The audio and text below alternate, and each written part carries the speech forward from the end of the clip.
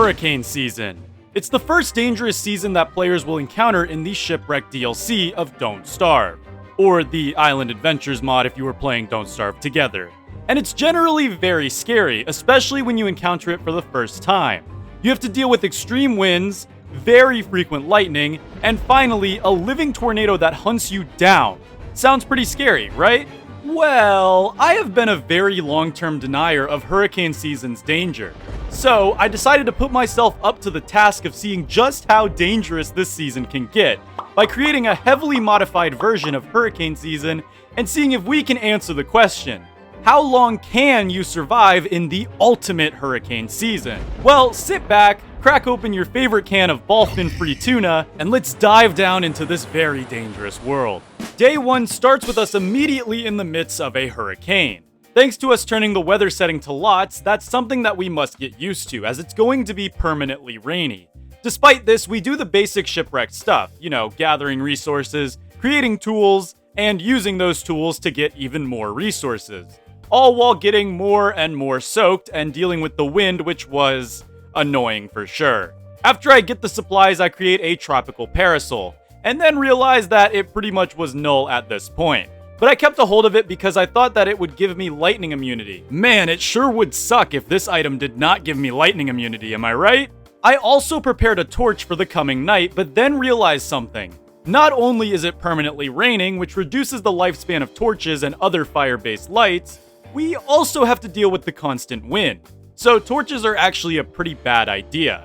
However, here's where the lightning comes into play. Now, we can't rely on this forever since lightning does come and go still, but it allows us to survive the night at the cost of a lot of sanity. But that doesn't matter much to us right now because we are thoroughly soaked already. We take a few strikes, but overall manage to scrape by throughout the night.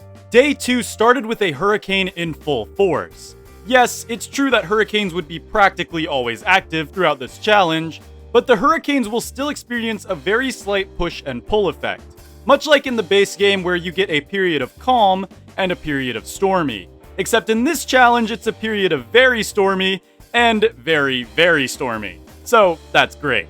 Today we set sail despite the stormy conditions, and here's where you may notice something different. There are a ton of waves, a product of us turning them up in the world settings. And while they seem calm now, hurricane season will progressively convert more and more of them into dangerous, large waves. It was also in the middle of the ocean where I discovered that the tropical parasol provided absolutely zero protection from lightning, and let me tell you, that's the last thing you want to learn when you are under half health and in the middle of an active hurricane. Luckily, I made landfall before being struck again, but this didn't matter much. Our health was looking incredibly tragic, and there were zero ways for us to prevent a potentially lethal double or triple strike, of which hurricane season is known for. Getting an umbrella or snakeskin hat is unfortunately out of the question, as we lack the necessary materials. So, clinging on to the hope that I wouldn't have to see the dreaded "you died" screen, I begin munching on nearby flowers. Petals were the best we could do for healing early on, as hurricane season, much like winter, disables butterflies from spawning, so health would be a big thing to watch in the early days. As night fell on day 2, a group of snakes jumped me. And me, knowing that I really wanted to get my hands on a snakeskin hat, decided to take them up on the challenge. Everything went surprisingly well until I accidentally ate monster meat instead of re-equipping my machete.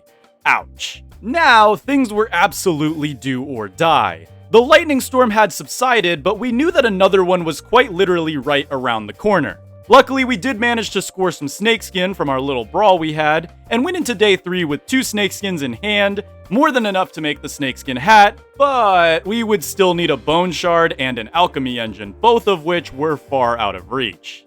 Day 3 started, and the dreaded hail began to fall from the sky. This meant that the lightning storm was rapidly approaching. We had to do something, and fast. Without gold, nothing really could be done, and this island we were on was pretty bone dry in the gold department. So I set sail once again, and before I could reach land... Ouch. With 19 health left, we were only one lightning strike away from us failing this challenge, and saying day 3 was the best we could do, which is frankly, rather pathetic. Luckily, I make landfall before getting struck again, and frantically look for petals to heal. And we found just that. Our health began to look better, and as a bonus, this island was home to some gold rocks, which was a massive score. With our health looking slightly better and the worst of the storm behind us, we chilled out a little bit and prepared a base spot. We put down a science machine, speedran a lightning rod, and spent the night fighting off the deadly wind. Man, we really need a chimenea. On day 4, I went to make a backpack, but realized that I didn't actually have enough twigs, which was not good. You see, we landed on a jungle island, of which there were no twigs to be found at all. Now, if I was smart, I would have used those 3 twigs I had to make a hammer and hammer down those monkey huts to get some easy twigs. But you are watching Polarlotus, and I am famously bad at making good choices. So I decide to painfully set sail to the nearest beachy island for some twigs, and to my surprise, we make it, but the storm was back. With half health, we knew that survival would be near impossible away from our lightning rod, so we had to make our grocery trip incredibly quick. We grabbed what we could and rushed home. We made it to our island without taking a single... Scratch that. We took 1 hit, but luckily we did manage to make it back in time, and crafted up a backpack and some sturdy seashell armor. But I'll be honest, at this point I was totally flabbergasted. If we left the safety of our lightning rod, death would surely follow. But staying is a waste of time. The only thing that was going good for us was sanity, but that was simply because I am forced to be a pedal-chugging machine to keep myself alive. So I sat around the charged lightning rod, realizing that I may be way too over my head with this challenge. I sat and prepared for the next day, wasting the night, but ultimately saving my life. Day 5 started with us watching our friend Rut fish up some breakfast, which I took happily. I mean, these guys don't get mad when you take their fish, and from what we know, merms don't eat fish, so I think Rut was being nice? I don't know, but what I do know is we had a lot to do. Remember, Seal NATO was set to lots, which meant we would have to deal with them soon. And there was no way we could do so fully soaked and near death. We needed more resources, namely bone shards, so that we could finally have mobile lightning protection. The problem is bone shards are almost entirely RNG based to find. We needed to either find a skeleton or catch a dogfish and let it rot. Funny enough, catching a dogfish would be a far harder task as those suckers are very fast. So we spent the remainder of the day island hopping. We come along another jungle island, which meant more petals to absolutely devour, which was great. But the best part of this island was that it had a magma field. Now, if you don't know, magma fields are absolutely amazing in the world of Shipwrecked. Not only are they a great source of gold, you can also uncover powerful creatures that provide a windproof source of light and cooking. However, they are on a timer, so in order to maximize the creature potential, we would have to uncover multiple of them. This is also where I learned that the tool slipping mechanic is absolutely awful for this challenge. When you are fully wet, your tool will slip from your hands like almost every single time. It really sucks. Oh yeah, this island was also home to tall birds, which were great for food, but thanks to us playing Shipwrecked and not Don't Starve together, tall Scotch eggs were out of the question, so no easy healing. We spent the night juggling between creatures for light and burning a few unlucky trees. Thank goodness we don't have to worry about warmth, otherwise this challenge would be downright awful. Also, thanks to us now using a backpack, our sanity began to drain at an unsustainable amount, which is totally fine. Day 6 started with a crocodog attack, and these guys are an absolute pushover. If you didn't know, they are totally stun lockable, which is something I got wrong in my Shipwreck survival guide, and that's something that I will never forgive myself for. We started the day with some light resource gathering, but that's when I noticed something. Hail. And we all know what that means by now. I frantically searched the island, and to my surprise, I came across the Seaworthy. Now, this alone wasn't really a great find. You know, this was an ultimate hurricane challenge after all, not an ultimate Reign of Giants challenge, so obviously using the Seaworthy was off limits, but it did come with something that we needed. That's right, a skeleton. We were just one straw hat and an alchemy engine away from getting ourselves total electric protection. But here's the problem. Our science machine was back on the other island, and to get there, we would have to sail a pretty treacherous amount of sea during the peak of the lightning storm, all while having 0 lightning protection. I brave myself and head into my raft, and no, I chicken out. We came too far to lose now. I make a U-turn after grabbing a few rainbow jellyfish and set up a small base on the island we were just on. We also managed to drop down an alchemy engine, but here's the problem. We only have enough grass for an armored boat or a snakeskin hat. And unfortunately, the armored boat takes priority, simply because Sealnado is right around the corner. And with no reliable healing, there was no way we could fight the beast on land. I generally don't like fighting Sealnado on land anyway, since the suction attack deals a whopping 250 damage, and it removes some of your items from your inventory. In my experience, the hit registration for that attack can be a little janky, whereas on a boat, the suck attack is replaced by a very easy and more fun to dodge wave attack.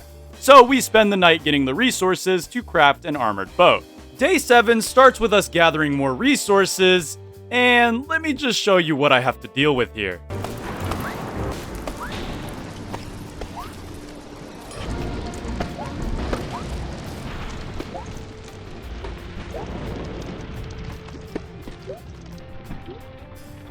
Yeah, Insanity may not have gotten a hold of our friend Wilson quite yet, although it's getting dangerously close to it at this point, but it certainly had a hold of me with this stupid slipping mechanic. Aha! Insanity aside, we did actually manage to create not only an armored boat, but also a snakeskin sail, which, while not the fastest sail in the game, it's the most durable. So that's pretty great. Utilizing some rainbow jellyfish light, we head out to find some more grass, and what do you know, we live right next to a mangrove biome, which holds a decent amount of grass. But wait, no, don't tell me. Oh, it's this island. As you all know, we will be back here later to, invest. We finished the night by chopping some mangrove trees and harvesting some very well hydrated grass. Day 8 was here, and finally our sanity had given out. Since we were already on 0 sanity, a little trip to the, finance machine wouldn't be too bad, right? First, we got a few logs, and then I had to battle my personal demons a little. Then we got more logs. Alright, cool. After arriving home, I found out that we were quite literally one grass away from being able to make a straw hat, which felt pretty bad. So I set sail to grab some more. And because I wanted to ensure that we had enough grass to survive, I went to a nearby island as well, before sailing back. Now, I anticipated a lightning storm tonight, which would have meant free light, but there wasn't one. In the ocean with nothing but torches for light in hurricane season, that's pretty bad. We were kind of in danger here. Luckily, 2 rainbow jellies showed up, which meant we now had a windproof light to make it through the night. Oh, I decide to head off to a nearby island for some more grass, but the wind makes the journey take all night. And unfortunately for us, the lightning was now finally coming for real. Day 9 started on the island that we were heading to, with the storm in full effect. Now, I was pretty dumb here. I thought, hey, my health is actually pretty high, I can handle a little lightning, right? So I spend an extended amount of time collecting resources when a dreaded double strike. It was at this point when I started getting a little worried, but I pushed those worries aside. After all, there's no way that one storm will take away all my health, right? 22 health left. Ouch. Sure, we weren't in danger of a single lightning strike, but a double would result in our death for sure. Also, remember, I'm perpetually at 0 sanity now, so I would have to juggle nightmare creatures as well. Yeah, no, we have let this go on far too long. I decide to finally plop down a lightning rod, and we hug near it for most of the night, utilizing our boat to avoid nightmares. Remember, a terror beak could one-hit us here, so I had to do everything in my power to avoid them at all costs. As soon as the storm ended, we hightailed it out of there. And wow, look at these waves, already becoming a major obstacle. Sure, wetness wasn't really a problem right now, but these waves do a whopping 15 damage to your boat, which adds up when you don't yet have a sea yard for easy heals. Or I guess you would call them repairs, not heals, because it's, a boat, not a person. Day 10 started with us not having a good time in the middle of the ocean. What was once a calm sea was now officially full of gigantic waves ready to sink our boat. Luckily, we did manage to run into an uncharted island where we looted everything we possibly could. We felt a lot better, both mentally and physically, but we had to head home now. Remember, Sealnado is set to lots, which means we are guaranteed to get a Sealnado spawn very soon. It was do or die now, so we braved the hostile seas to make our way back home, and man does the ocean become treacherous once hurricane season is in full effect. Luckily, we make it home in time to build ourselves a palm leaf hut, and finally, for the first time in this entire challenge, we dried ourselves off. But to ensure that things stay that way, we made ourselves a snakeskin hat. It wasn't total wetness protection, but it would hold us over for the time being and protect us from those dreaded lightning strikes. Day 11 presented us with a unique problem. You see, to dry off, we have been using regular old fires, of which are very, very quickly extinguished by the constant winds. We needed a chimenea, and to get a chimenea, we needed to go get coral, so that's what we spent the day gathering. We come home with enough coral to make the chimenea, but I forgot the sand. I really should look at recipes instead of acting like I know them, huh? To add salt to our wounds, the game threw something rather dastardly at us as well. There's Sealnado. Okay, well, officially, Sealnado is on their way. 2 already. 2 warnings already is crazy. Sealnado is going to come right at nighttime, and of course, our full moon is over. So, you know what that means. We no longer have a full moon to work with here. We need to make another spear. I think we absolutely could work something out. It's just going to be difficult. I haven't come this far just to die to Sealnado, okay? If we absolutely have to, we can take the fight onto land, but we need to remember we have to be able to run away. So if I get below half health on my boat, I might just be a scaredy cat and run away. Let's end this. 400 health. If I get down to 200, I'm running. I'm just running. There she blows. Oh, already? Okay, well, I already took the...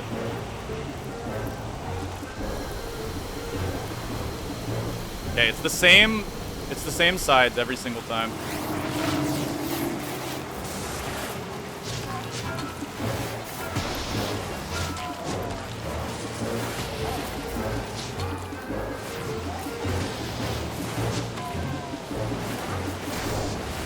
Okay, we've already lost. I can't see. It's too dark. I actually can't see. I wish this fight happened during the day. I really do. I could... 238, 1. Yeah, I couldn't see anything, and we have no acceleration. Our retreat was successful, but this made me very upset. Losing a battle to something as silly as visibility is really a blow. But we were alive, and that was what mattered. We spent the remainder of the day gathering sand for our chimenea, but being this far away from base with an almost sunken boat surely wasn't the brightest idea, right? Remember, drowning in Don't Starve is equal to death, unlike Don't Starve Together where you just get teleported to land.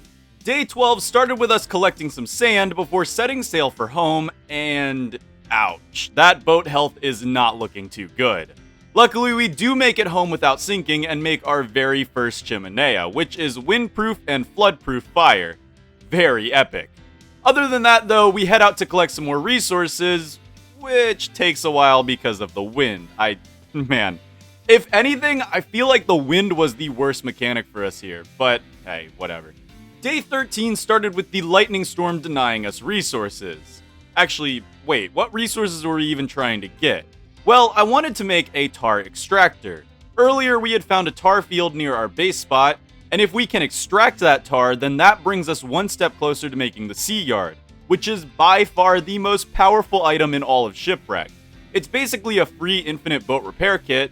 Also, tar is basically the best fuel source in the game, so there's that too. We eventually managed to gather enough coconuts for the tar extractor, and on our way home, we hammer some ballfin palaces to acquire some easy limestone. But once we made it home, ouch, our boat was practically almost sunk. Not wanting to risk our boat, I take the raft out to place down our tar extractor. Everything seemed to be going great. We even made it home with basically no interference. Where we, well, relaxed isn't the right word, I guess just existed for the rest of the night.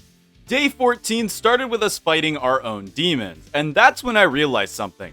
Sure, we could sit and wait for the tar extractor to produce tar, but you see, it's day 14, and something very sinister was going to happen soon. Something that I did not want to mess around with. So I decided to spend the day whipping up a new armored boat before using the new armored boat to set sail for the nearest coral patch. And man, look at how terrifying it is to traverse the seas now. I'm like 99% sure that every single wave is a giant wave. But wait, why are we going and collecting coral? I thought we had everything we needed from it. Well, you will see very soon. Day 15 started with us still out at sea, and we collected some more coral, and then we went to the nearby island for some coconuts and flowers for sanity. Into the night, I broke down a spider nest for some easy silk. Overall, this was probably the most chill day we had, which honestly we needed. Those last few days were absolutely rough. And unfortunately, it wasn't all peachy though. As you noticed, our snakeskin hat just isn't able to handle the constant rain. We would need to upgrade to the umbrella soon, which required a successful tiger shark hunt, who I will rant about later because she is the worst designed boss in all of Don't Starve. Sorry, you'll see what I mean later. Or we could ditch our backpack for a jacket. Ugh. It gives me shivers thinking about using something that isn't a backpack, especially in solo Don't Starve. Day 16 started with a crocodog attack, which even at sea is not really a big deal. And finally, once we get home, I remember that we have a tar extractor, so I take a trip to grab some tar. Everything goes good until I head back. So 6, I believe that's just enough to make a sea yard. Which means... Crap, okay, that's the seal. That is the seal. That is the seal. That is the seal. Okay, we're officially in danger. We're officially once again in danger. I'm pretty sure I just saw the seal move up again. We're being followed. Okay, things have kicked into overdrive yet again. We're deep in the ocean with half a durability on our boat next to the edge of the world. The edge of the planet. We're officially in danger. I mean, we could always use the edge of the planet to escape the Sealnado, but it is not advisable. We only have one rainbow jelly as well, and we are officially insane. What a combo wombo, am I right? Am I right or am I right? Like, oh yeah, and we're starving, by the way. Just to add. Oh, we got a swordfish, though. Oh, we got a swordfish.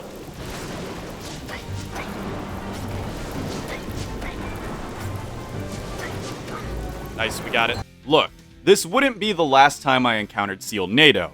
And remember, survival is the ultimate goal of this challenge. It's not a fight Sealnado challenge. Trust me, we will have many more chances to fight this beast. But with no boat health left and my refusal to risk that ouchie boom boom 250 damage attack, Sealnado would just have to wait. Once we get home, we finally build a sea yard.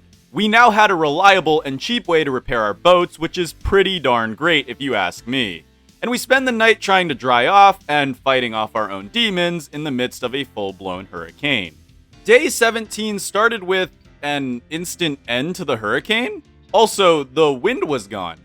That's right, this challenge may be called the Ultimate Hurricane Challenge, but we also had a brief monsoon season to deal with as well, with a few modifiers that would make it moderately more difficult. But why? Well, there's two answers to that question. First, Sealnado. Now, for some reason, when it comes to season lock challenges, seasonal bosses can't actually spawn if you only have one season, as we saw in my winter and summer challenges. So to mitigate this, we added a 5-day monsoon season that would happen every 15 or so days. The other reason actually has to do with how hurricanes work in real life. You see, hurricanes in real life aren't just a bunch of wind, rain, and lightning. Sure, there's a lot of that, but the big thing that hurricanes do, and the part of them that claims the most lives, is actually flooding. Something that only occurs in the Shipwrecked DLC during monsoon season. So, when monsoon season rolls around, I don't think of it as a separate season in this challenge. Rather, this is supposed to simulate the storm surge or flooding of a hurricane. Also, remember, flooding is turned up to max, which means our safe little island would very soon become a swamp. Remember how I was frantically gathering coral earlier? Yeah, let's talk about that. So, generally, in a normal Shipwrecked playthrough, flooding will occur in monsoon season, and then as the ambient temperature rises in dry season, the puddles will evaporate. However, dry season does not exist in this challenge, meaning that the ambient temperature of the world will never rise. So the question remains, what's going to happen to the puddles? Well, my dear viewer, your answer is as good as mine. As in, I had no clue. And the last thing I wanted to do was get soft-locked by my alchemy engine being flooded this far into the challenge. So what we have been doing the last few days is rushing to create a sea lab, which is a sea-bound alchemy engine that will ensure that even if the puddles are now permanent, we would be able to continue this challenge. Alright, with that little tangent aside, where were we? Ah yes, day 17. We had our first encounter with Tiger Shark today, and I am quickly reminded why, unlike Sealnado, you should never fight Tiger Shark at sea. But the rain, man, holy moly, the rain. Oh hey, there's Tiger Shark. Dumbrella, question mark? I'm very tempted. I'm unbelievably tempted, but fighting Tiger Shark in the water isn't a great idea. Plus, Tiger Shark might just leave. And then we have, you know, that whole problem. Let's go for it. Okay, we have no acceleration, we have to remember.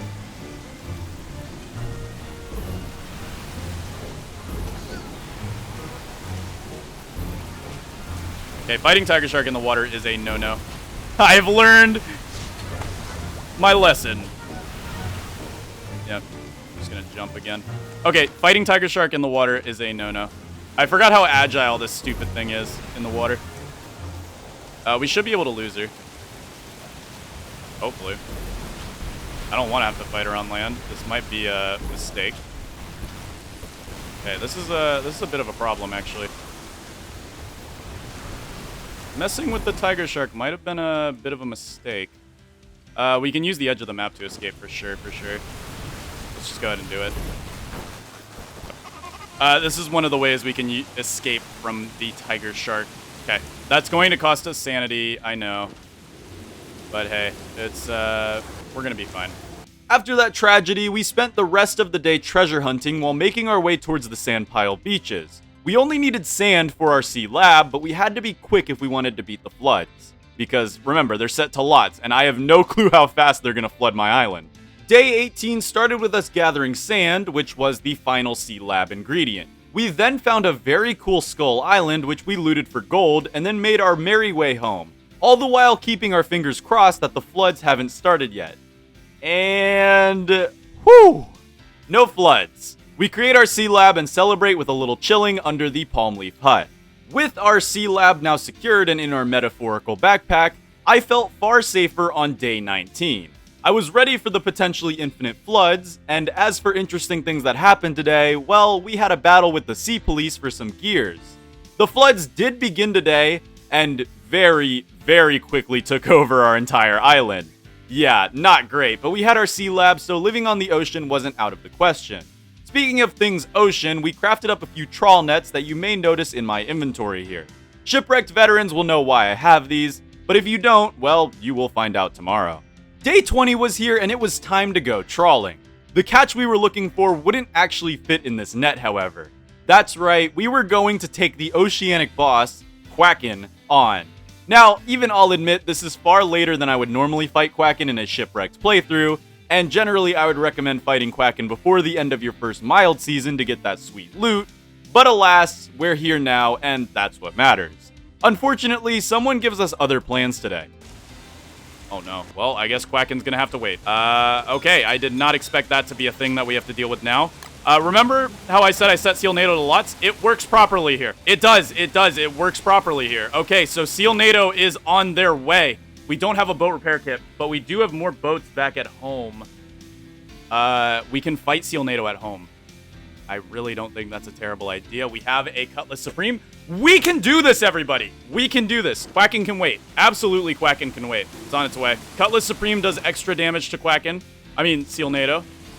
Crap. If we can kill Sealnado before nighttime, we've got a free Sealnado kill. There it is. It's up here.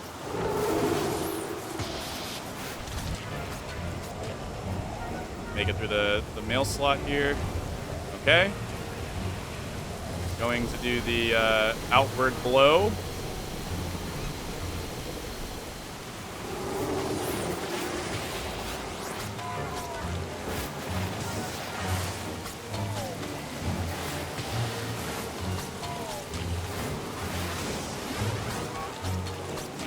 Oh, I thought you were going to do the thing.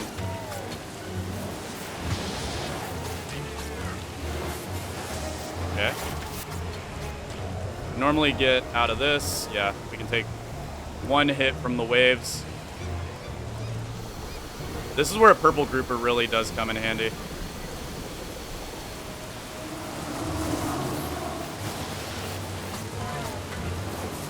officially entered insanity. This makes it a little more complex. Hold on. Come here.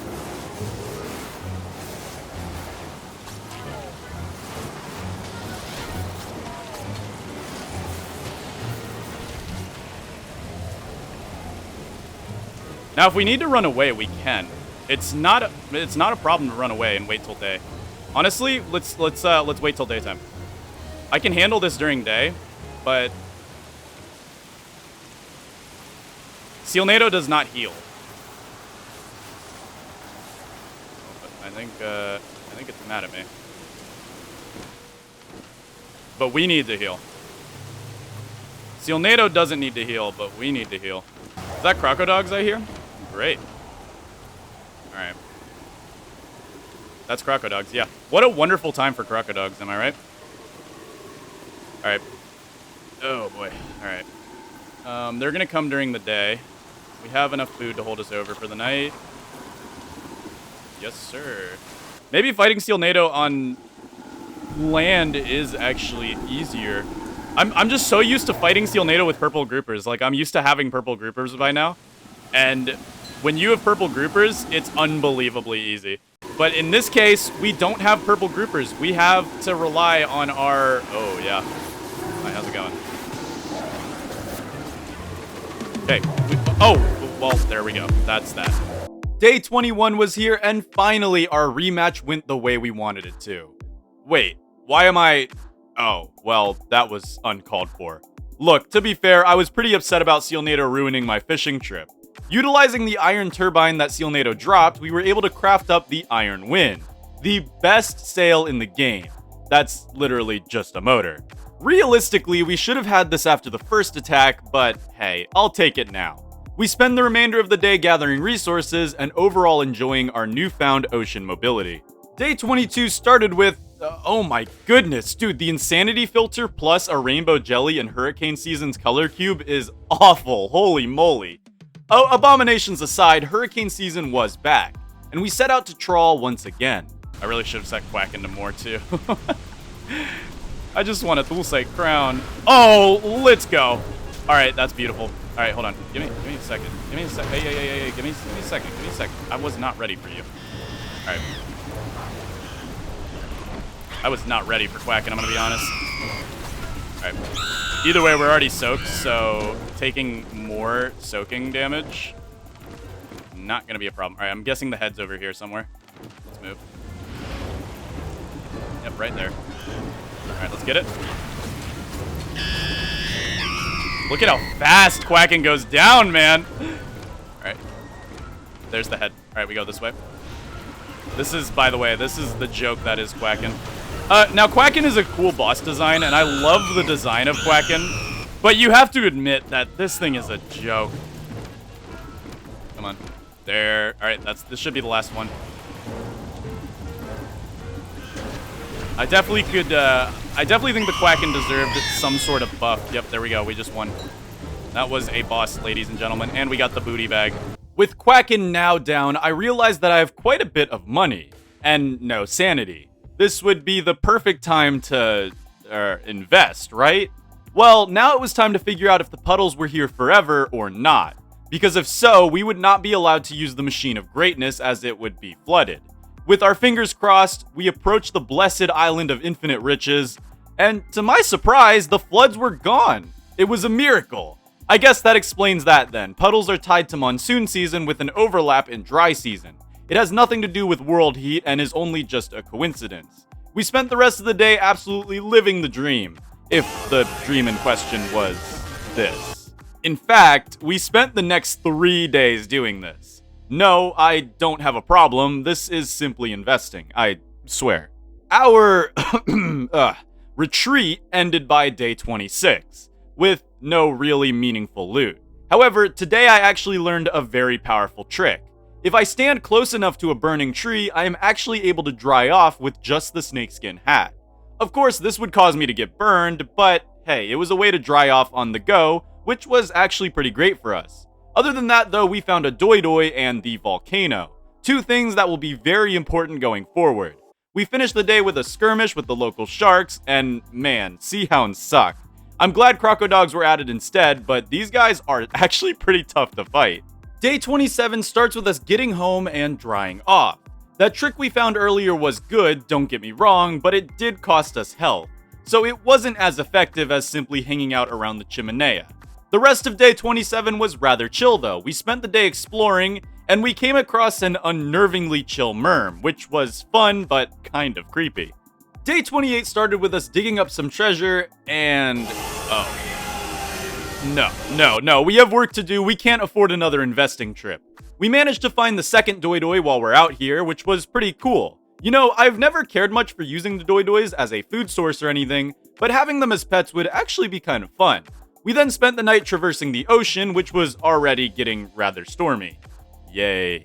Day 29 starts with us fighting a swordfish, which was a relatively easy battle. And then we turn him into a sword.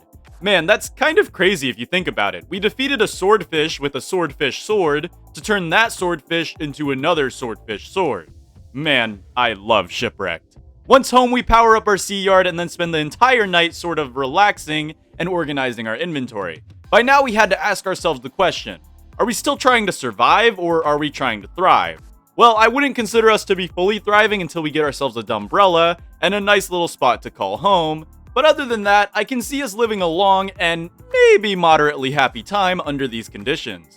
So by day 30, I had decided that we had enough data to answer the question, how long can you survive in the ultimate hurricane season?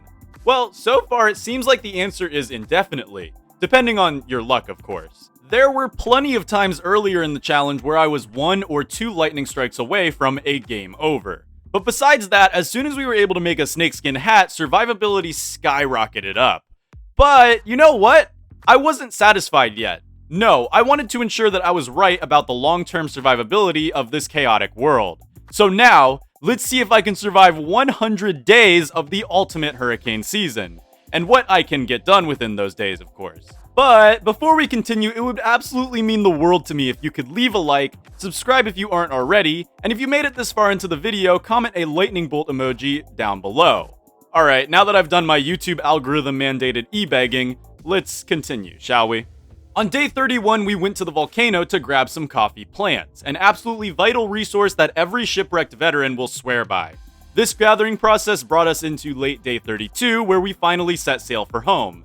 And unfortunately, before we could make it home, someone gave us a surprise visit on the morning of day 33. Let's make history here. Let's end Sealnado's career, wherever Sealnado might be, that is. Oh, there you are. Okay, you're doing your wave attack. Cool. I'm gonna let this ball fin. If I had a purple grouper right now, I'd just be wailing on Sealnado. I'm gonna let Sealnado do a hit attack, and then we're gonna... That forward rush is insane! Okay, here we go. Through the hole. Fighting Sealnado in the middle of the ocean is certainly a task that I should not be doing. That forward rush is so cool. I love that. Come to the coral reef, please. Thank you.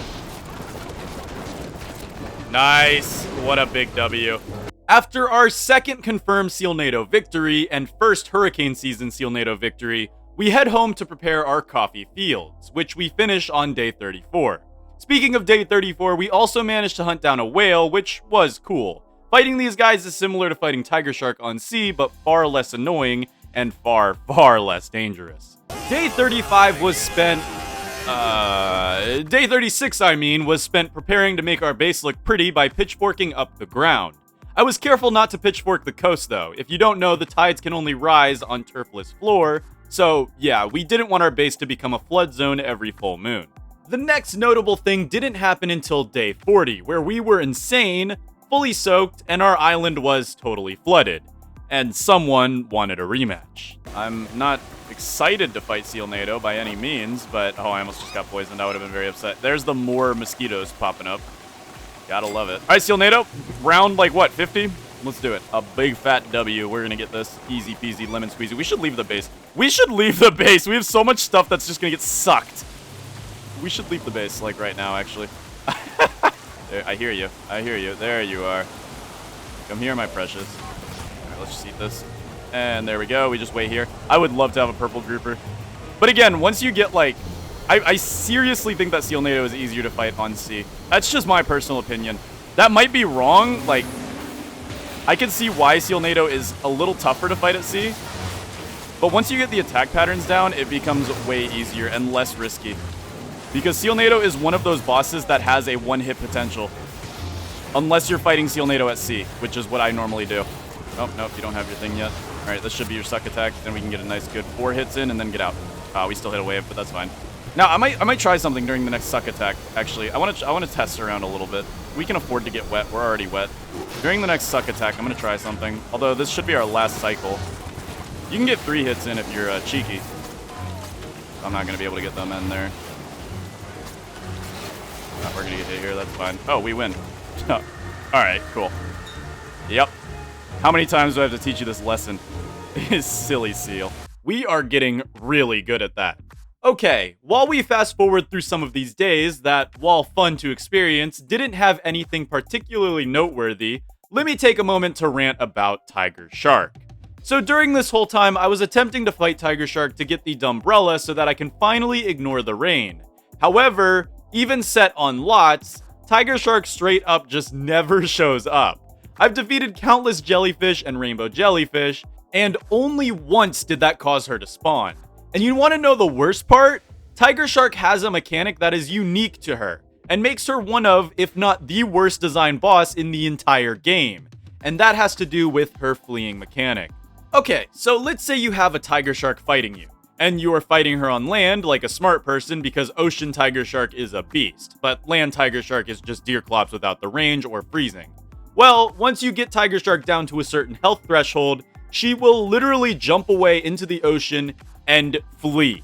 The worst part is this fleeing mechanic makes her faster than you even if you have the Iron Wind on your boat. I'm pretty sure the only way to catch a fleeing Tiger Shark is if you have coffee and another speed boost, which is insane. Now, it's not all bad because the direction in which Tiger Shark flees is actually the direction where you can find her den. However, this information is only useful during monsoon season where you can fight Tiger Shark whenever you want near their den. Or, if you don't mind abusing a certain mechanic, here's how you can fight her whenever you would like. I unfortunately did this on day 46, and it was only because I was tired of trying to wait for Tiger Shark to spawn. But if you locate her island, you can place a trap on the edge of the ocean like this, and simply continue to bait it over and over again while on a boat, and eventually... Here we go. This is the way to do it. There it is, there it is. That's Tiger, that's Tiger, that's Tiger, that's Tiger. There you are. Finally, you stupid shark. Let's finish this now.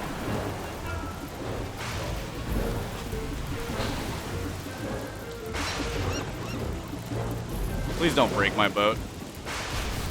Thank you. Wow, thank you, Zeus.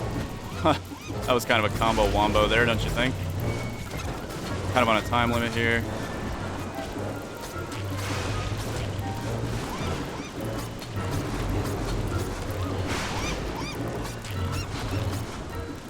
Okay, fleeing now. This is the mechanic I'm talking about, dude. But. Wait. Get in the boat, get in the boat, get in the boat. Yes! Yes! With the scales finally secured, on day 47 we crafted the Dumbrella. Now, as long as we kept it repaired, the rain and puddles were no longer an issue to us, which meant we could officially switch the flip on this challenge and begin to make our base look beautiful for day 100. Sealnado would constantly prove to be a formidable foe, as the raging beast in the form of a spiraling column of air attacked us on day 52 and day 61. Both times, however, we came out victorious, and by day 64, our little slice of heaven in this stormy hell was finally taking shape. This may not be the most effective resource farm layout, but I wanted something that looked pretty and unique. And honestly, this layout wasn't actually half bad. But we had a long way to go before this base would feel like a home. First up, we needed some pets. So I crafted up a sizable pen and planned to grab myself both doidois and relocate them here. And because we aren't monsters, I decided to give them some foliage and berries to live off of. Upon their arrival on day 67, they were so happy about their new living conditions that they did this. Yeah, what a fun little mating ritual. Can't get over that, it's so goofy. We spent the next few days shaping up our base, and by day 74 we had an almost complete and beautiful base, with a coffee production field, an ash floor kitchen, and a work-in-progress storage area. Yeah, this I could be proud of.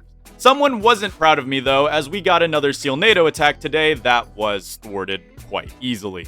At this point, I was getting pretty cocky, so I decided to take on Quacken again in the middle of the night. We just got a bunch of stuff. Yeah, I can't see the waves. This is actually slightly difficult. There we go. Okay, we got Quacken.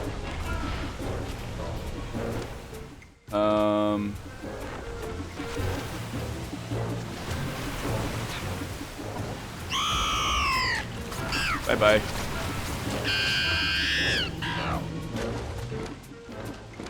Come on. There you are. Straight down. This is a lot more difficult at night.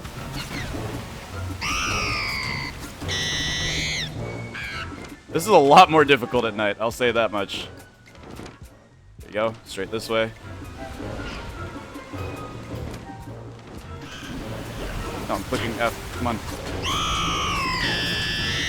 Our boat's not looking too hot, but we should be able to do this.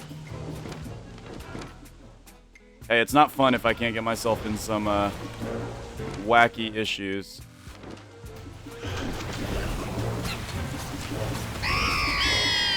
There we go. Quacking down, everybody. Quacking down, and I only got moderately scared. Alright, let's get home before we sink, dude. We've actually got to be careful here.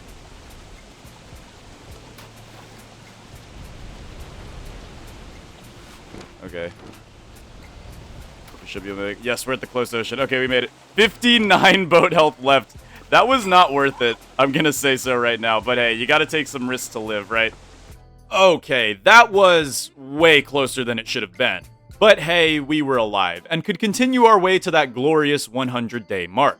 Day 82 was another interesting day. You see, we had a tiger shark near us. However, Sealnado also wanted to pay us a visit. So, ladies and gentlemen, sit back and get ready for the ultimate battle between Shark and Tornado. Oh, we've, oh, things are about to get interesting now. Oh, things are going to get a little interesting now, shall I say. Where is Tiger? Okay, we got Tiger Shark here. And we got Sealnado. Yeah, now notice how Tiger Shark is chill. Here we go. Sealnado versus Tiger Shark, everybody. I think Tiger Shark's winning this battle 100%. Because Tiger Shark's the only one who does damage during that thing right there. Though Sealnado does do a decent amount of damage. Oh, man. Tiger Shark versus Sealnado. Who will... Ah! Okay, well, that was just rude. Why are you mad at me all of a sudden? There's literally a shark attacking you. I'm just trying to get a good view. Oh, man. Oi! Like, literally, what is your problem, man? You're getting attacked by a shark. Alright, the Tiger Shark is definitely winning this, by the way. Because Sealnado is too preoccupied with me right now. And Tiger Shark does the... yeah, Sealnado is losing this. No ifs, ands, or buts about it. Sealnado is losing this. This is not a battle that Sealnado will be winning.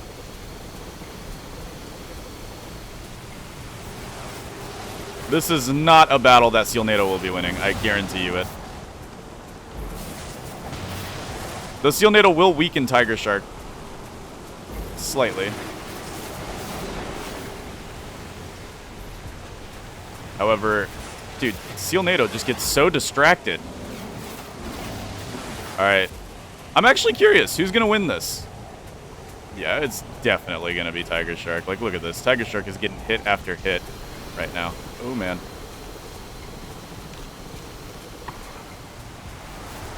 The battle is still going, but we can't see it anymore. I'm kind of upset about that. Dude, I can't tell what's going on, and I'm scared. I'm so scared right now. I have no clue what's going on. Oh, Sealnado's doing the suck. Which is not good for me, because I am in the direct path of suckitude. Tiger Shark just killed Sealnado. and is currently eating their body. Not the most engaging battle, but hey, at least we get another Tiger Shark kill, right? Wrong. Thank you, fleeing mechanic. Gosh, I love it so much. It's the best mechanic ever, Clay. Please never change it. I beg you. Ah! Oh. Ugh. Anyways, our base was beginning to really shape up. It looked pretty, it was functional, and I really started to think of this place as a home that I felt comfortable in. A joy that would unfortunately not last forever. Days passed, and as we got closer to day 101, or the 100 days survived mark, it became increasingly clear that soon I would have to say goodbye to this little slice of heaven that I had made for myself. Luckily, there were still a few more things that I had to do. Namely, I managed to get myself some pet jellyfish utilizing a glitch that I found on day 96, which was super important, I swear. But despite that, before we knew it, it was here. The end, finito, challenge complete. But you see, I wasn't going to end it like this. That would be very boring, right? First, I freed my Doi Doi pets. They were now free to eat anything they wanted on my island, and I said my very sad final goodbyes to them, before preparing for the final, ultimate Hurricane Showdown. Alright, Seal NATO, I challenge thee to a battle! Alright, we gotta be careful here. Oh, dude, look at all the waves! Look at all the waves! Alright, let's do this. We're taking them one at a time. That's kind of smart. I don't know what the other ones are doing up there, but we're fighting as many of these as we can before we drown. And the crocodogs are coming in. I think we can get him before these waves hit it. Yes, we did! Tiger Shark has joined the battle! Tiger Shark has... Whoa, dude! Oh, Tiger Shark's just murdering the seals! Oh, they're all fighting each other. That's what's going on here. Oh, 2 of the seals are dead. Oh, no. Oh, no. Oh, no. Our boat. Our boat's not feeling too good. Quickly. We must deploy the life jacket. We do not stop fighting, everybody. We do not stop. Oh!